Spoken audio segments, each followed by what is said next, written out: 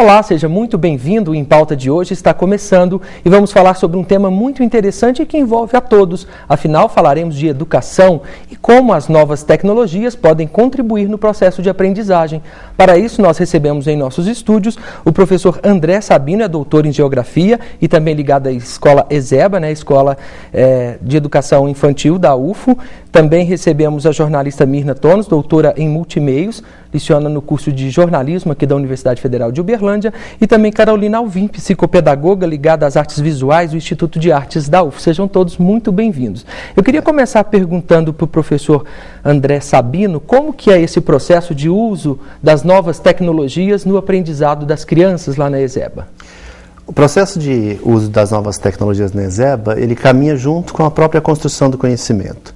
Então, ao longo do tempo, a gente vem nós incluímos o tempo todo até as novas tecnologias no processo de aprendizagem das crianças.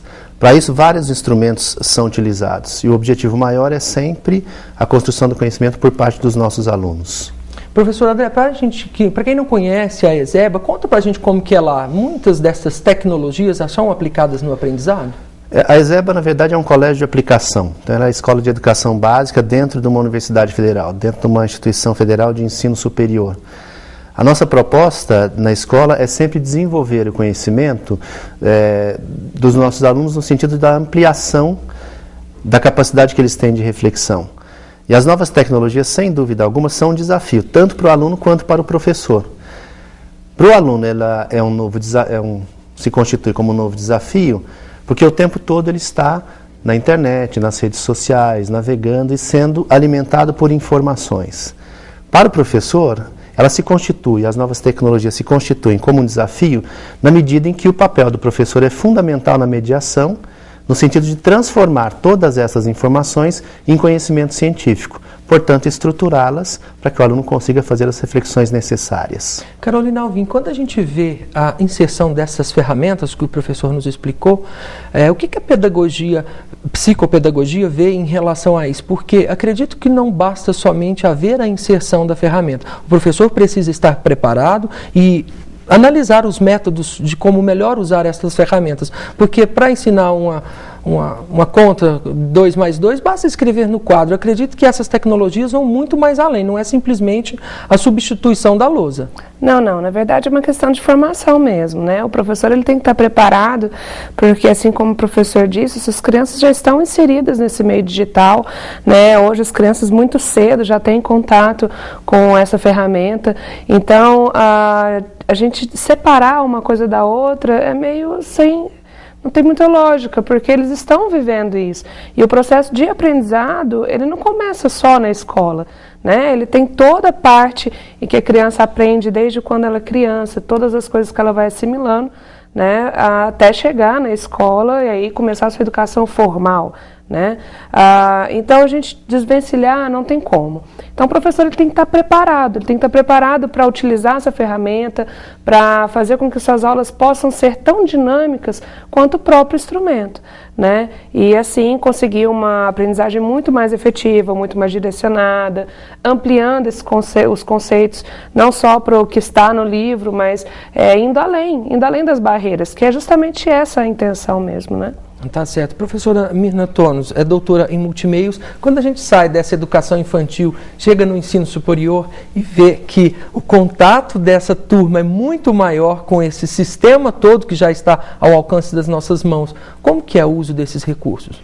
Então, da mesma forma, os professores do ensino superior, eles precisam estar preparados para para trabalhar da melhor forma com o que esses alunos estão trazendo para a universidade. Porque eles já vêm com uma bagagem técnica, com bagagem tecnológica, Eles já têm habilidades de lidar com diversas ferramentas que às vezes nem o professor tem. E aí o professor acaba tendo de correr, um pouco para se atualizar do conhecimento. Sim, e aí o professor, na verdade, o processo de aprendizagem, eu acho que eles vão concordar comigo, o processo de aprendizagem não é porque eu sou professora que eu também não vou aprender.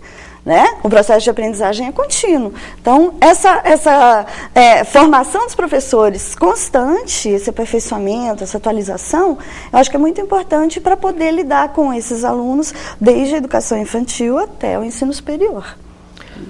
E quando há uma via de contramão, porque acredito que da mesma forma que ajuda, o uso inadequado também pode atrapalhar. Eu acho que as redes sociais provam muito bem isso. Matar a aula não precisa de estar fora das quatro paredes. Pode-se estar matando a aula ali dentro, é verdade? Sim, hoje a gente, até a minha experiência como professora na própria rede municipal, os alunos estão conectados dentro de sala de aula, né? Então, assim, o que o professor tem que fazer é fazer com que essa rede social ou esse momento, ele também seja produtivo para a sala de aula, no momento em que ele está utilizando isso como um apoio, né, de própria pesquisa. Os alunos podem fazer uma pesquisa na própria sala, pelos celulares, da matéria e estar ali dialogando com o professor e fazendo as suas considerações e debates, né, em sala. Professor André, como que fica a interação entre os alunos quando se insere essa tecnologia? Ninguém se cerca ali no seu mundo virtual? Olha, tudo depende da estratégia utilizada em sala de aula. Porque, na verdade, o nosso desafio sempre foi fazer com que a escola rompesse os muros, os seus próprios muros, e alcançasse a sociedade. E a tecnologia faz isso muito mais rápido que a gente. Então, na verdade, a tecnologia ela está presente na sala de aula o tempo todo. Então, nós não podemos negar a presença da tecnologia e virar as costas para ela. O grande desafio da educação hoje é transformar todo esse potencial que as novas tecnologias trazem para o cotidiano escolar, no sentido de fazer com que aquele instrumento se transforme em produção de conhecimento. Então, por exemplo, há pouco tempo mesmo na escola onde eu trabalho, na Escola de Educação Básica, eu fiz uma construção na lousa como sistematização e disse para os meus alunos, copiem. Eles perguntaram, podemos fotografar? Eu falei, fotografa e depois posta nas redes sociais. Inclusive nas redes sociais hoje, o ano que eu trabalho, nós temos os grupos e nós postamos lições, nós postamos toda a série de informações que essas redes sociais também nos transmitem, no sentido de trabalhar com valores, de trabalhar com conceitos, de trabalhar com essa explosão da sociedade atual numa velocidade cada vez maior e que é preciso que o aluno faça exatamente o caminho contrário. Nesta rapidez ele precisa recuperar a lentidão. Então, transformar esse ato de alienação que as novas tecnologias trazem num instrumento extremamente potente para a construção do conhecimento é desafio do professor. Se negarmos as costas, ele se aliena. Se transformarmos esse instrumento numa ferramenta de aprendizagem, eles se conectam com o professor, que na verdade é um migrante tecnológico. Eu não nasci na mesma era que os meus alunos, então eu tenho de migrar para essa nova era, e na medida que eu migro, trago os meus alunos juntos e tento construir novos conhecimentos. Esse desafio é fundamental. Uma realidade muito interessante ver esse acompanhamento. O Em Pauta de hoje continua tratando sobre essa combinação entre tecnologia e educação, mas no próximo bloco vamos falar sobre uma sala de aula não tradicional, aquela onde a educação é à distância. Nós voltamos em instantes.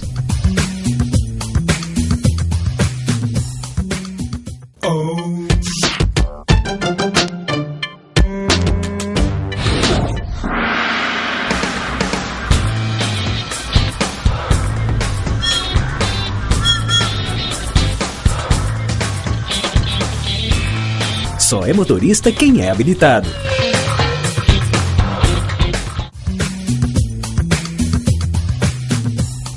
O nosso Em Pauta de hoje está de volta, agradecendo pela sua companhia e hoje tratando sobre as tecnologias usadas na educação. No primeiro bloco falamos sobre essas tecnologias usadas na educação básica e na sala de aula tradicional. Mas nesse bloco vamos mais além. Vamos falar quando a sala de aula perde as paredes e se torna um ambiente virtual. E para isso quero falar com a professora Mirna Tonos, que é coordenadora de uma especialização em mídias na educação. É um curso de educação à distância. Foge-se todas as regras daquele ambiente de sala de aula, professora? Sim, na verdade, a educação à distância ela é mediada, né, pelos ambientes. Então, um ambiente virtual de aprendizagem, onde acaba havendo toda a interação entre alunos e professores e tutores. É onde os alunos colocam, né, executam as suas tarefas de acordo com a disciplina, é onde eles podem acessar vídeos e outros materiais que estão que estão aí na internet. Então eles migram desse ambiente virtual, que é o Moodle, no caso, que a gente usa aqui. Às vezes tem um link que vai para o YouTube. E aí eles vão fazendo essas conexões. né? E é mais ou menos, se a gente for ver, é mais ou menos o que os alunos estão fazendo em sala de aula hoje. Né? Porque eles estão lá nas mídias sociais, você orienta, eu tenho vários grupos de orientação também, aí acaba sendo uma educação à distância na graduação presencial, né? Porque você cria ambientes, né? Nesse ambiente, nesse suporte internet, e que você consegue fazer essas tecituras aí, o pessoal começa a tecer as suas redes também. E para a criança, para a construção do conhecimento, como professor. E nesse meio oferece múltiplas possibilidades, porque mesmo o aluno tendo acesso a essas redes sociais e demais produtos, ele ainda pode ter a presença do professor numa aula virtual, numa videoaula? Sim, tem videoaulas, tem o diálogo com o tutor o tempo todo, então tem os tutores à distância que ficam tirando dúvidas ou dialogando, né, e estimulando os alunos a participarem das atividades, mas também não elimina o fator presencial. O fator presencial ainda é muito importante, é exigência, por lei, é preciso ter momentos presenciais. Né? Então, a gente tenta equilibrar e ver na necessidade dos alunos se é preciso você fazer vários encontros presenciais ou não. Você tem um mínimo de encontros presenciais nesse curso, mas tem havido uma tendência de aumentar a quantidade de encontros presenciais. Mesmo que eles vejam a videoaula, mesmo que eles conversem com o professor, que o professor responda ao e-mail, eles precisam desse cara a cara. E aí é muito importante, porque aí eles sabem quem é aquela coisa, né? Acho que é por causa da geração, talvez. Sim. Talvez a nova geração com a qual o professor lida não vai precisar disso.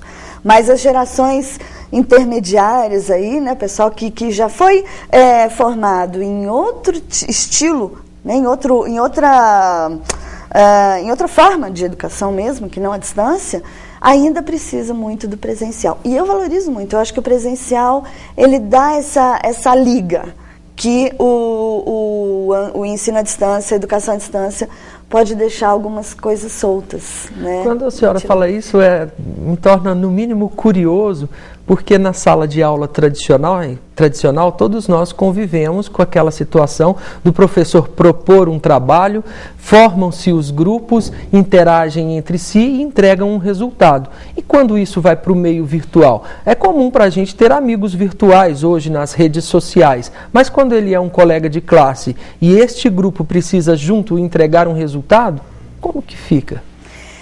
Eu tenho tido bons resultados no ensino, na graduação, né? Então, grupos de orientação, de projeto experimental, por exemplo, às vezes no grupo,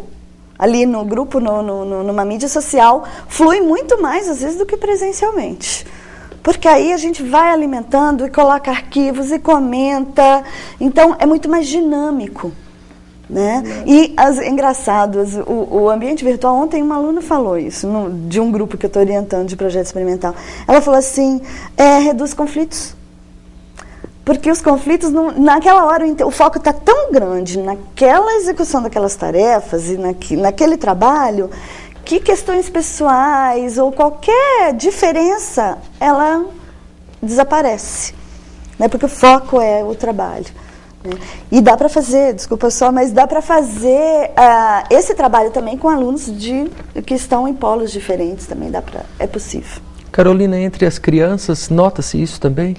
Então, eu tenho uma experiência... É mais interativa. Não é bem isso. Realmente eles têm um poder de raciocínio ali, de fazer isso mais rápido, sim, mas eu acho que não é bem essa a colocação, porque o que acontece é o seguinte, por exemplo, em sala de aula, que eu sou professora do ensino fundamental, eu como professora eu tenho um site, os trabalhos eles não são impressos, eu coloco no próprio site, os meninos fazem o download, resolvem os exercícios e me mandam via e-mail.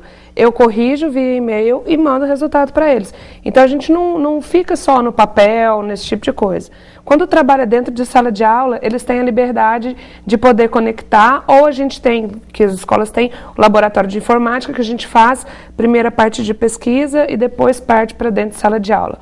Agora, com as crianças pequenas, eu digo ensino infantil, é a questão do estímulo. Eu acho que esses estímulos eles já têm, né? E a estruturação vão em cima dos jogos, né? Hoje tem vários jogos pedagógicos que estão trabalhando na rede, no caso, e que a criança também consegue se desenvolver em conjunto com a sala de aula.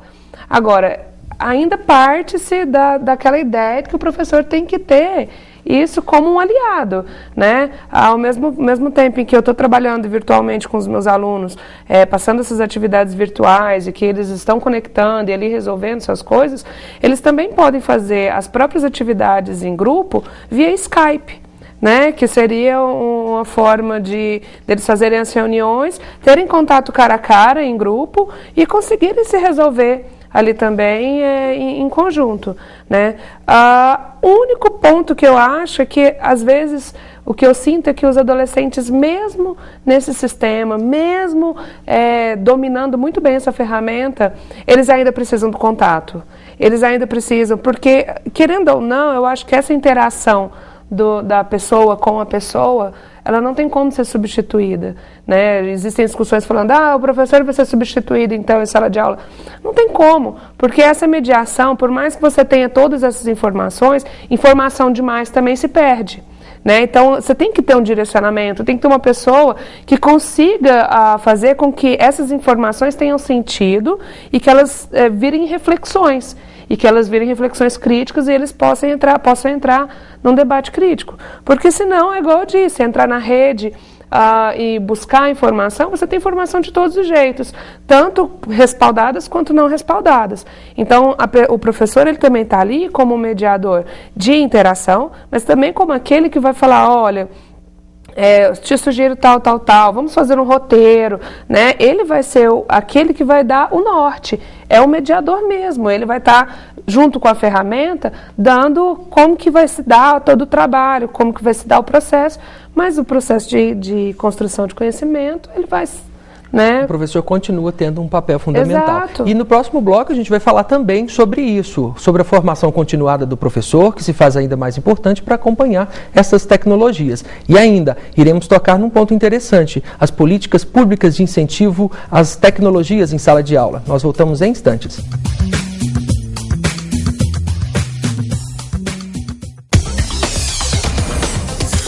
Com o programa Ciências Sem Fronteiras, o Brasil investe cada vez mais na formação de profissionais com padrão de excelência internacional. E pelo Enem, seleciona os melhores estudantes do Brasil para as melhores universidades do mundo. Porque o que move e muda o mundo é o conhecimento. Até 2015, o Ciências Sem Fronteiras vai atender a 101 mil bolsistas. E você pode se inscrever para bolsas de graduação em universidades de 9 países. Acesse as chamadas no site www.cienciasemfronteiras.gov.br. O Brasil tem muitos planos para o futuro. E você, tem alguma ideia para o Brasil? Ministério da Educação, Governo Federal. O Em Pauta de hoje está de volta, obrigado a você pela sua companhia e hoje tratando sobre o uso das tecnologias na educação. Queria perguntar para o professor André sobre a formação continuada dos professores para acompanhar estas tecnologias. No segundo bloco falamos sobre a importância ainda fundamental do professor como tutor, como acompanhante desse uso das tecnologias para que não haja dispersão. Para isso acredito que haja ainda mais necessidade de uma formação continuada para acompanhar esse mundo tecnológico que muda a cada dia. É assim, professor? Olha, exatamente. Porque, na verdade, o professor é um grande aluno, né? Na verdade, o cidadão é um grande aluno. E eu costumo dizer para os meus próprios alunos que a educação dói. Por que ela dói? Porque ela propõe desafio o tempo todo. Ela desconstrói conhecimento para reconstruir conhecimento o tempo todo. Então, quando nós pensamos, né, no próprio aluno, construtor do conhecimento, que está lidando, ao mesmo tempo, com uma quantidade enorme de informações e com ferramentas que são as novas tecnologias que podem possibilitar a ressignificação desse conhecimento, passa pelo professor também na situação de um aprendente. Então, é fundamental que as políticas públicas voltadas para a educação tenham, dentro do seu escopo de trabalho, a formação do professor. Porque é muito interessante quando você lida com o professor, nos cursos de formação, a Escola de Educação Básica tem atuado também nesse sentido, em parceria com os departamentos da universidade, Quando você leva para o professor uma nova ferramenta, você vê o professor também na situação de aprendente. Então é fundamental que a política pública tenha destinada parte do seu orçamento à formação do professor. É preciso que nós façamos uma revisão da própria sala de aula, porque eu posso ter uma sala de aula tradicional e um professor que consegue navegar com as novas tecnologias de uma maneira fantástica, e eu posso ter uma sala de aula completamente equipada com um professor que não vai conseguir trazer o aluno para navegar nesse novo mundo, porque é uma questão de inovação. E mesmo o próprio aluno, né, quando você propõe para ele um desafio, né, uma situação, um problema, e ele vai ter que resolver essa situação, então esse aluno ele pode ir nas redes sociais, ele pode ir ao Google, ele pode o tempo todo estar com essa nova tecnologia e, na verdade, de forma dispersa. E o professor vai estar preparado para... Exatamente. Para atender as demandas que ele buscar na rede. Isso. E é um universo muito próprio, porque, na verdade, os alunos eles aprendem com todos os professores. Então, numa escola, você vai ter, né, quando a gente fala da relação entre conhecimento e novas tecnologias, nós não podemos esquecer que dentro de uma sala de aula você tem alunos extremamente conectados e outros não. Você tem habilidades, né, a cognição do aluno ela pode estar voltada, ela pode ter uma rapidez suficiente para acionar uma nova tecnologia, ou ela pode demandar, por outro lado, a lentidão necessária para que aquela nova tecnologia se transforme num instrumento de educação. O senhor acredita que o professor hoje tem esta consciência e sabe lidar com esses dois mundos, o aluno hiperconectado e o outro que está offline? Eu acho que o professor, dentro desse universo da conexão ou não, ele também pode ser um professor conectado ou não. Então você tem um universo muito amplo. E, por sua vez, é um universo amplo, ele é uno e múltiplo ao mesmo tempo. Então, consequentemente, é um universo extremamente rico. Eu acho que nós temos professores na educação que são tradicionais. Eu mesmo trabalhei com uma colega que ela dizia: sou uma professora tradicional e sou uma excelente professora. Você faz a parte da tecnologia. Então é preciso formar os educadores hoje, primeiro, dentro do seu próprio grupo, para aceitar essas diferenças e, na medida que a diferença existe, potencializar cada uma delas para ter um resultado conjunto e produtivo. E isso deve linkar, deve interseccionar o tempo todo com os alunos, enquanto aqueles que estão não prontos simplesmente para o conhecimento, mas prontos para trabalhar com determinadas situações problema, acionar um número X de conhecimento prévio acumulado para dar conta de, às vezes, nem resolver aquela situação problema, mas mobilizar conhecimentos, e aí as novas tecnologias trazem N formas para isso, para que ele tenha um instrumental de reflexão que permita o enfrentamento da problemática colocada. Porque, na verdade, não é papel da escola simplesmente a resolução de problemas.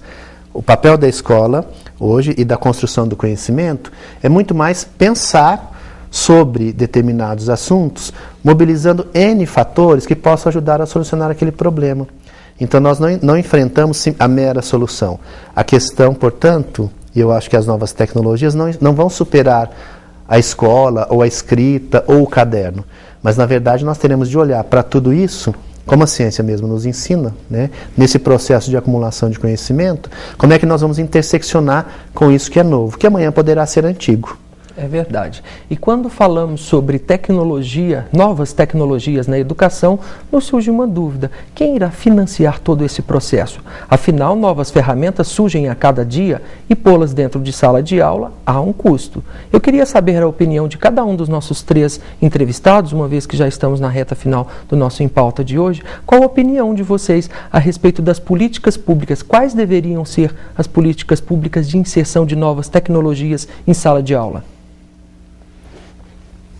Bem, num caso, assim, eu acho que são realidades e realidades, né? A gente, no sistema público, a gente tem, quando a gente fala, por exemplo, de rede municipal, a gente tem um forte incentivo aos laboratórios de informática dentro de sala de aula. Então, assim, não acredito que seja por falta de... né, ensino municipal. Ensino superior também, hoje as universidades todas têm isso fortemente colocado, né, não tem como negar em todas as disciplinas. Eu acho que o que realmente falta é pensar na formação de como utilizar a ferramenta, porque ela está próxima e ela está acessível. Por mais que você fale, como é que vai ficar esse custo? não está tão difícil mais. Hoje você consegue comprar um computador, dividir, as famílias hoje dividem, tal, aquele negócio. Então eles conseguem ter a ferramenta. O problema é como utilizar isso. E é onde a grande repercussão hoje. É como usar isso em sala de aula de uma forma que isso tenha resultados. Professor André, o senhor também acredita que as políticas públicas estão antenadas para manter ferramentas dessa natureza em sala de aula? Eu acho que sem dúvida alguma. O grande nó da educação hoje, no sentido, na direção de trazer para dentro da sala, na verdade não é trazer, as novas tecnologias estão dentro da sala de aula, mas valorizar as novas tecnologias, pegando toda essa energia, canalizando na construção de novos conhecimentos por parte dos nossos alunos, é o nosso central da atualidade. Então, por exemplo, na Escola de Educação Básica da Universidade Federal de Uberlândia, nós temos utilizado toda essa rede de informações disponíveis para dentro da sala de aula. Então, por exemplo, nós temos trabalhado com aprendizagem significativa e com a construção de mapas conceituais. Há, na internet, um programa que é um programa free. Então, na verdade, você tem hoje as tecnologias de livre acesso. Então, você tem desde programas de construção de mapas conceituais até programas de cartografia digital super avançados. Então, a política pública tem que fazer com que essas ferramentas existentes invadam, no sentido da execução, a sala de aula. E eu acho que o grande ganho para isso será efetivamente a educação como um todo. Quando a gente identifica situações dessa natureza, professora Mirna, a senhora acredita que o professor está antenado e busca, junto ao poder público, mostrar essa necessidade de formação e aperfeiçoamento para lidar com essas tecnologias? Eu creio que sim. E aí, a fala dos dois, eu acho que nem tem muito mais a falar, mas eu acho que o que vale em termos de política pública é investir em educação. Se não houver investimento em educação como um todo, seja com equipamento, seja na formação de professores, seja na criação de unidades em que seja possível fazer esses projetos, trabalhar interdisciplinarmente, trabalhar com essas diferenças de formação dos professores, não vai adiantar. Então, na verdade, a gente precisa de mais investimento em educação e nas pessoas que trabalham com educação. Se oferecer melhores condições gerais, com certeza os resultados serão muito mais positivos. Gostaria de agradecer a presença dos nossos 3 convidados, muito obrigado. E o nosso Em Pauta de hoje fica por aqui. Até o nosso próximo programa.